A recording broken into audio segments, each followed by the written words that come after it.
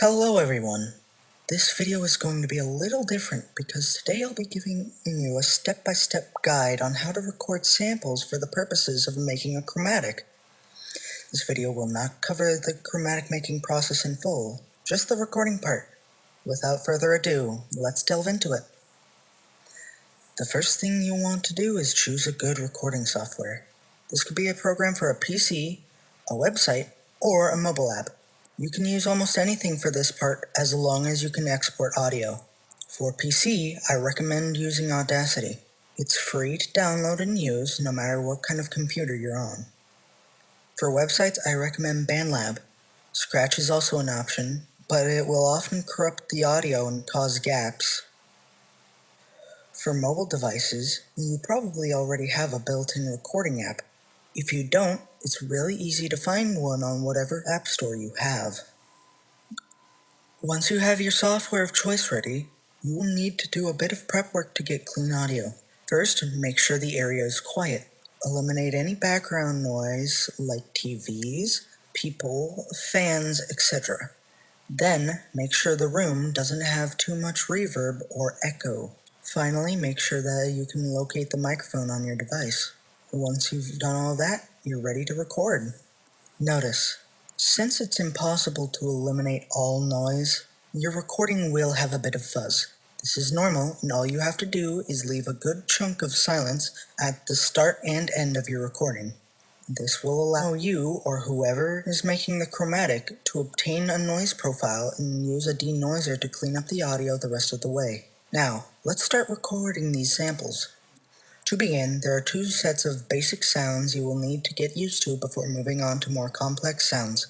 The first set is the English vowels, A, E, I, O, U. This is the best place to start for beginners, as you should already be familiar with these sounds. The second set is very similar, that being A, E, O, U. These are a modification of the second set that are easier to hold for a longer time. For an extra bit of flavor, you can record a short sample before each long sample. These can be made into a separate chromatic that will be perfect for short notes to sound more natural. Now that you know the basic sounds, we can start getting into the more experimental ones. These are harder to get right, so let's start by knowing what sounds won't be good for chromatics. Closed mouth sounds and breathy sounds are not good for chromatics. This includes sounds such as w, t, p, s, f, j, k, l, z, s, s, v, etc. These sounds are either too soft or too harsh for chromatics. Samples can start and end with these sounds, but under no circumstances should they be only those sounds.